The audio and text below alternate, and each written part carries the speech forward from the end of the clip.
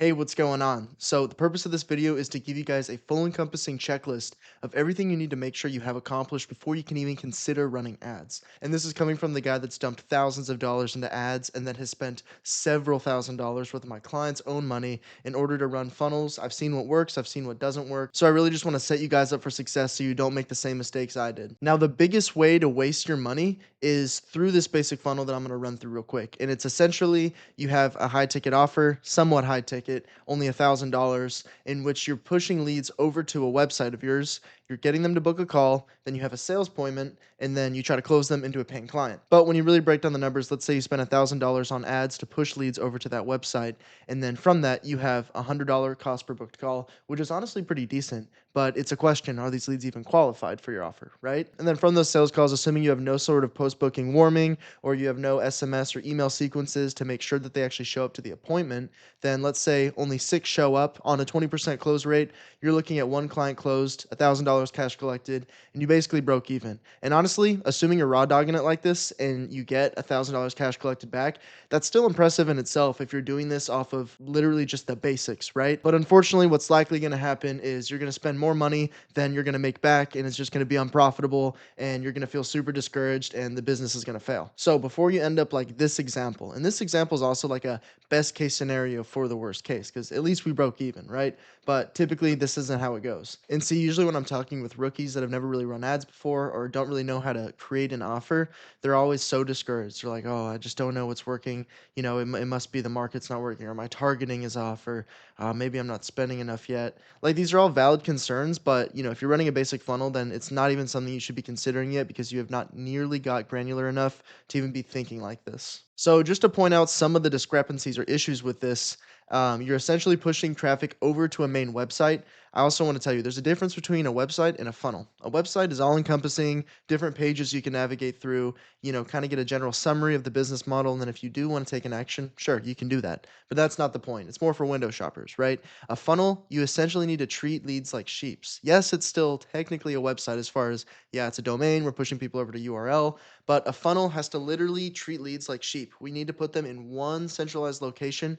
And because of that, we need to be as simplistic as possible. No navigating through pages, no potential ways for leads to drop off by getting distracted with something else. You need to keep it extremely simple. And if you're new to this page, something that I often preach on is doing 2-step, 3-step, 4-step funnels. The whole point of these steps is that you have a firewall set up, and that's your opt in page in which you can qualify leads. So only leads that are giving you their information are actually qualified to push through to the next step in the funnel. Assuming you got a VSL, then you want to qualify leads even more, get them to watch the VSL, show some testimonials, then incentivize them to book a call. And I'll go into more details on that later in this video. I'll even show you guys a little bit of an example. Moving on. So, yeah, we're getting $100 cost per booked call, but they're likely not qualified leads. And assuming you don't have a pixel setup, you're going completely haywire. Even if you did have a pixel, though, you'd essentially be training it on shitty leads. And then Meta doesn't know any better, and they're going to take your money, of course. So, Meta's just going to be like, all right, well, we're getting these call bookings. Let's just keep dishing them out. But then you get on the sales calls, realize that they're broke or they don't even qualify for the scope of your offer. Then now going on to the show rate, assuming that you're just booking them onto a sales call, then hoping for the best that they're going to show up, your show up rate is going to be god awful. And listen, even a lot of like high rolling business owners struggle with show up rate. This is a huge bottleneck for most businesses. Doesn't matter if you're successful or not. So if you don't have any basic automations to, at the very least, send over an email reminder or a text reminder, or if you have an appointment setter, or if you're like me, use AI appointment setters, you can take it a step further and actually make a more humanized touch point. But what I'm saying is, if you have no real way to hold any accountability for this lead to show up, they're likely going to fall through, especially if you haven't really compelled them much with your offer. And then close rate, that's really just sales tactics.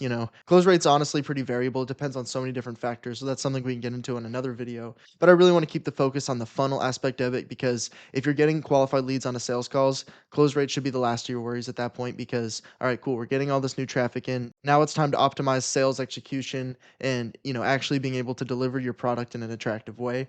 And then close rate, assuming your offer isn't high enough, essentially it's a really inefficient stream in order to continue to get more money into ads. See, when you're building out service-based funnels, it is nothing like e-commerce. In fact, if you're watching like e-commerce videos trying to learn how to run an ad for your service-based business, you're already doing it wrong. E-commerce is so much different because it's low ticket products you're selling to the masses. Whereas with high ticket products and high ticket service offers, you really have to up your rates, and that's because it's going to make for a way better multiplier as far as your return on ad spend goes. And even to give you guys an example from my personal offer, it'll vary based on the scope of what the lead needs, but my packages are like minimum $6,000. And so I'm often spending like $1,000, $2,000 on ads before I actually get a qualified client cash collected. And I'm at the stage in the game where I'm also very selective. So, I can afford to fade a client if I don't want to work with them or if I feel like they're going to be an annoyance and, I just don't want to have the hassle to do that. But what I'm getting at is I'm able to make these decisions because my package price is high enough to where, I'm still getting like a 3, 4, 5x multiplier return on ad spend. And I'm literally cherry picking the clients I want to work with. And that's the best case scenario where you want to get to. So now I'm going to show you how exactly you can get to that stage. So if you can imagine a mountaintop, everyone wants to be on top, cherry picking clients, having a high return on ad spend, you got like a 3, 4, 5x multiplier going on. But the reality is, you have to climb the fucking mountain first, and that's the biggest issue people face. They get very emotional with ad spend. They think increasing ad spend or trying a bunch of different creatives is the way to go, but you really have to reel it in. Slap yourself in the face and be like, all right, let's really audit this business. So that being said, it all starts with your offer. And don't click off yet because I know we're all sick of hearing, oh, it's your offer. But it really comes down to how you're positioning it and how you're packaging what you're selling. Let me explain. So a lot of people don't have a clear-cut way to explain their offer, or they may explain it from a high level, but I can't stress how important on sales calls it is to have some actual visual deliverability of what you're going to be doing. And so this is just an example of my offer, but what I'm really getting at is you have to have a clear-cut way to define what you're doing and tie it directly to results. For my instance, I'm guaranteeing 10 new high ticket clients within the next 90 days of working with me. So the results basis is the 10 new clients, the time factor within 90 days, and I'm clearly stating out my target audience. And especially when you're running ads, you have to clearly state exactly who you're looking for. In fact, if you can be oddly specific, like let's say I'm a fitness coach, I don't want to say, oh, I'll help you lose weight. You want to say, if you're a woman between 40 and 60 and you're looking to lose 30 pounds within the next 90 days, book in a call with me. I know it sounds crazy, but when you talk that specifically, it allows your metapixel and your overall campaign to optimize for that specific demographic. So in the long run, when you're spending $5,000, $10,000 on ads, you're actually going to be able to get these multipliers that I'm talking about, 2, 3, 5x return on ad spend, because you had a foolproof offer that was oddly specific to exactly who you're looking to reach out to. And if you feel like you don't have much direction on how to pivot an offer, or if you feel like your offer maybe isn't attractive enough, best advice I can tell you is pocket watch your competitors, see how they're positioning their things because they're obviously selling, and you really got to kind of move like them, either make it a little more competitive or try to mirror exactly what they're doing and start from there. It's definitely going to be a bit of a learning experience. Like, I didn't just whip up this offer one day. I mean, I know it's fairly broad, but what I mean by this offer, I mean by all these deliverables that go with it. See, when you visually see this, especially on sales calls, I'll show people this. Oh, okay, I see exactly what I'm getting myself into now. Very clear offer, very straight to the point. So it's a lot more effortless, one, for me to deliver to clients as far as how I'm selling it to them. But to take it a step further, even in my ad campaigns and in the sales copy and the landing page, everything is congruent from A to Z because I didn't just think about it or switch it up on the spot. But I've been able to develop this based on working with client over client, seeing what they liked, what they didn't like, and things that I was able to improve on to make my ticket price a little higher. And even going down to the amenities, if you can package even a couple extra, it can really go a long way as far as, the overall value you'll be providing. Like if you read these line by line, they may not mean much, but when you have them all combined like this, it goes a long way. So, assuming you've thought for a little bit, you've devised a clear-cut offer, set of deliverables on exactly what you're going to be delivering. So each time you're onboarding the new client, it's not like you're trying to whip stuff up, but you know exactly what you need to do. So even from a service delivery basis for yourself, it's going to be a lot more streamlined as far as how you need to execute and actually deliver on whatever offer you're promising. All right, so got our offer in check. The next thing is going to be devising your funnel. So before you run ads over to a big website, like I'm saying, don't run a website, run a funnel. Treat your leads like sheep. Push them only to one location, best way you're going to do it. So this is an example of my personal funnel. So when leads come over, they get met with this opt-in page. And this page is to essentially act as a firewall. You're not allowed to get let through unless you're a service business owner. I also recently switched it to online business owners just to be a little more encompassing. And then of course I've got my offer clear cut. And it's also kind of to pique a little bit of curiosity marketing. And the idea is when they click the learn how button, it'll give this lead form prompt, right? And the transaction for information here, if you look at the bottom, will also send a free training via email. So the leads know if they give me their name, email, phone number, not only will it push them through to actually get to watch the VSL, learn a little bit more, but this also now initiates our AI appointment setter to reach out via text. And then we also have an email sequence set up for leads. And then from there, we're literally just pushing leads over to the VSL page. And when I'm running a Metapixel, this is the first place where we actually have an event take place. If you've never set up a Metapixel before, I have an exact step-by-step walkthrough tutorial on how to properly set up a Metapixel to optimize for call bookings. I'll put the link up here now. Go watch that. It'll give you everything you need to know on specifically what I'm talking about here. So when a lead comes over to the VSL, they'll be denoted as a lead on Metapixel's end. They haven't booked in yet, but they're still somewhat of a lead, so Meta will know to go back after them. Or if you do a retargeting campaign, you're going to want to retarget people that made it to a lead but that did not book in. And then it's plain and simple. Got the offer up here. Testimonials are obviously killer. The more testimonials you can get, the merrier. And then a simple CTA to book a call. I know this is technically a 4-step funnel, but you could also add your calendar embedded on the VSL page, and then it's a 3-step funnel, but same difference, right? And then for the calendar page, you'll notice it's extremely simplistic. I rave simplicity, and just because every time I've set up a client funnel, when we've tried to get too complex or too wordy, sometimes my clients will be like, they need to understand this, or it's important they read this. At the end of the day, a lot of people don't read shit anyway, and we're trying to get call bookings. We're trying to make sales here. We're not trying to fully educate them just yet, because that's what the thank you page post call booking video is for. And assuming these leads are qualified, they should have already made it through this funnel in itself, right? Because at the end of the day, this is like 3rd grade, 5th grade reading level. We need to keep things really simple because these people have TikTok pranks oftentimes, and this is cold traffic we're dealing with. At the end of the day, hot take, but they do not give a damn about you until you prove them otherwise. So now going over to the thank you page, if and when leads make it to the thank you page, that means that they have successfully booked a sales call with you.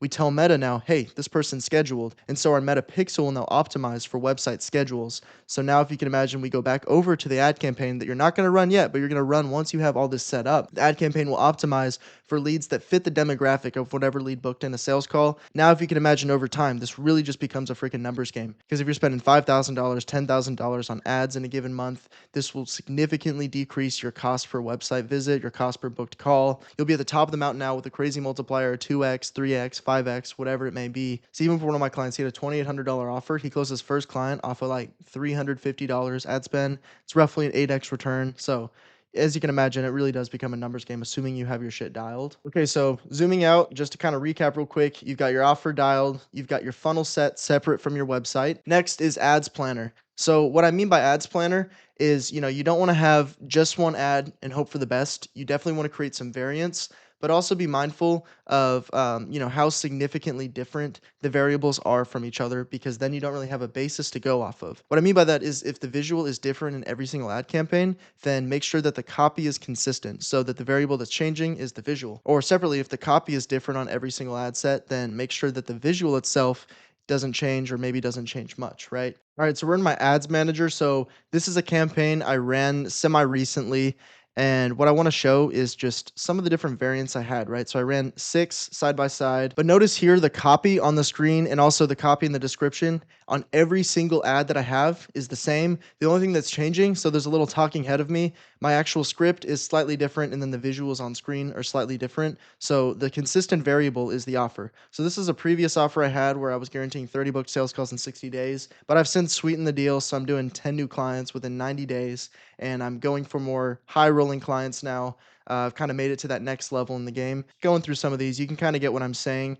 I actually have an entire video on how specifically to creative test within Ads Manager and how to interpret the analytics to choose what's a winner, what's a loser. Because if you notice, I have 2 actively running, $1, $2 a day, because I have a brand new campaign that I'm running now, and the whole point is to beat out this current one. So the new campaign that I'm running, the whole goal is to beat out 1 and 6. As you can see, these other 4 I killed off of like $30 spent, and it definitely varies on a lot of factors, such as your demographic, how expensive it is to go after a lead. For instance, B2B businesses, it's always going to be more expensive cost per lead compared to B2C, where you can accrue leads all day. But yeah, I'll leave the link in the description below. I fully explain how to interpret the numbers so you know when it's an appropriate time to kill an ad campaign or when you should let it cook up for a bit longer because it may be a winner. Awesome. So at this point, you've got your ad set, you've got your funnel dialed, and you've got your offer set. All right, so after all that, you're finally allowed to launch your ad campaign. So this is a look into an expert funnel. Notice the ticket size is significantly higher because we dialed in the offer, we added a few amenities, and we made a very tangible look into exactly what the lead is going to be getting. So we're able to get away with charging higher ticket prices. Now, assuming that you're big balling now, you're spending $2,000 a month on ads, and we have a data point set up in here, meaning when a lead actually goes over not to your website, but to your opt in funnel page, and they actually give us their information, we're collecting that information and we're denoting the metapixel. Now that they're on the VSL, we're going to denote them as a lead. And here's really where we just pre educate the lead with the VSL, qualify them, show some testimonials, show a little bit about what you do, right? The whole point is to try to get them to book a sales call. And the point of this also, only people that understand your offer at this point are going to book a sales call. You're not going to get as many unqualified leads, especially if you set up a questionnaire before you book in. So this is what I mean by questionnaire. So we're just on my funnel. So if you actually click to book in before we can schedule the meeting, I ask a whole slew of questions and this qualifies leads. And depending on what they answer, it will disqualify some leads. That's just using conditional logic.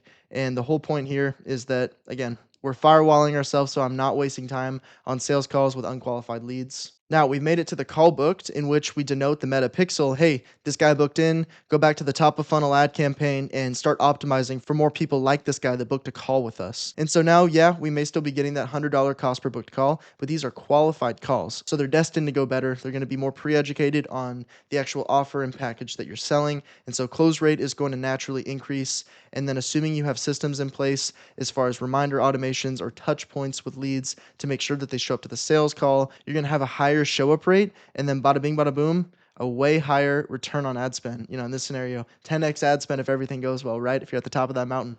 And then this is just a quick look into my personal funnel and how I go after my leads. So I just want to run through it for you guys so you guys, are fully on board with what I'm saying here and there's no confusion. So I use an AI automated system for me and my clients. And so the only manual tasks that are really taking place are at top of funnel, pressing publish on ad campaign, posting organic content, running lead lists, and then bottom of funnel, actually joining the sales call and getting cash collected, right? So top of the funnel, essentially, if it's ad traffic or organic traffic, we're pushing them to a landing page funnel. There's going to be an opt in and an event trigger that shoots out our data collection. So now we've got their name, email, phone number, so we can reach out to them on SMS and email channels. And then, in the sake of lead list, this is huge for some of my clients that already have massive pre existing lead lists, and we can essentially revive dead leads. This all will funnel over to the AI appointment setter, in which we'll induce a lead magnet and send over any pre qualification that a lead might need. And what I mean by pre qualified, we don't want leads randomly pushing over to a book a call page if they're not even qualified. So you want to make sure, even down to the lead magnets themselves, they're very congruent with your offer and your demographic you're looking for. Now, assuming we get them over to book a call, this is when, of course, we actually update our backend CRM pipeline. We push them over to the thank you page. We're telling our conversions API, hey, this is a lead. Go optimize for more people like them. In this scenario, at one point off of a fresh ad campaign, we had $26 cost per booked call, booked 4 sales calls back to back to back. That was awesome. And then email and SMS drip confirmation. So this is just a quick look into a email sequence. I'm not reinventing the wheel here. So he specifically had his set up because he was having such an issue with no shows. So we configured his SMS flow to where if the lead doesn't explicitly reply yes, we were just canceling appointments because he ran a brick and mortar business on the side. He ran 2 businesses. So he really just didn't have time for people that were wasting his. And so, if they replied yes, thanks for confirming, bada bing, bada boom, then we drop the link. If they don't confirm, bye bye, appointment canceled. And then going back down the tree, if and when a lead does book the call, we're going to send them reminders as well. Here's just another example of reminders, and then some SMS reminders that may take place. And yeah, even before the call. And even as far as the timing conventions, you can set it to whatever you want. I found 24 hours out and then an hour before is great. For some of my clients, I'll do like a 3 hour out or 4 hour out just to make sure that the lead has ample time in case they're not prepared or at their computer or whatever. Email drip sequence is always going to be killer, especially for people that give you their data but then never do anything. At the very least, long term, if you have an email newsletter, who knows? Maybe able to revive a lead 6 months down the line. They're like, all right, well, I've been seeing this guy's emails for so long. Let me just finally check it out. Especially if you have a lead list of like 1,000 people. Like, this is a numbers game. Cold traffic, online sales, online marketing. Guys, it's a numbers game. If you can do the math, it's easy. And then if you've got any organic content, like I love to push my YouTube, that'll vary as well. What a lot of my clients do, especially if they're not influencers or everything, they'll record like a quick pre-call video, and then we'll send the pre-call video over text. And it's like, hey, please make sure you watch this. It covers a lot of what we'll be going over on the sales call. And these are huge, honestly, because if you can essentially do your entire sales call pitch in a pre qualified video, All the sales call becomes is, a quick Q&A on logistics, on what they're gonna do, set up a game plan, and then get cash collected. Like, I love doing that pre-call video scenario because, the last thing you wanna do is just be sitting on the call, day over day, just essentially reiterating the same thing. If you're anything like me, well, I'll get into like a flow state and I'll just start speaking and going into like my sales mode. And I'm like, man, I've said this like 20, 30 times at this point. It really does help. It saves everyone time. Sales calls will go very smoothly. And, the best part is, as far as show up rate goes, if a lead watches your pre-qualified video and then they decide to cancel, all right, well, they probably weren't going to buy it anyway. So, this also just gets you to save time. I don't know about you, but I hate hopping on sales calls with no shows. Even at this point, when I'm sending out SMS texts, I specify, I'm like, hey, we only work with a few clients a month. If you're not serious about this, cancel now. And then I'll literally drop them a cancel link because, like, I don't even have the time of day to like waste with these people, right? But anyways, that's a very quick elevator pitch on how exactly you guys need to get right, specifically before you run ads. Remember the three things you have to do: dial in your offer with some tangible measures on what the lead can actually get from it, and try to package in a couple more amenities in order to get more of a high ticket offer going so that when you actually put up money for ads, you're able to get a good return on ad spend multiplier going. Second, set up a funnel, not a website, but a funnel, and herd your leads like sheep. Use very basic copy and make it so there's only one way for them to push through the funnel. And once again, make sure to go watch my metapixel video where I go over how to set up a 3-step metapixel to optimize for call bookings. And then third, have several different creative variants so you can do an accurate creative test. Once again, check out my creative test video in the description below. And yeah, that's everything you need. Hope these tools help, and I'll see you on the next video.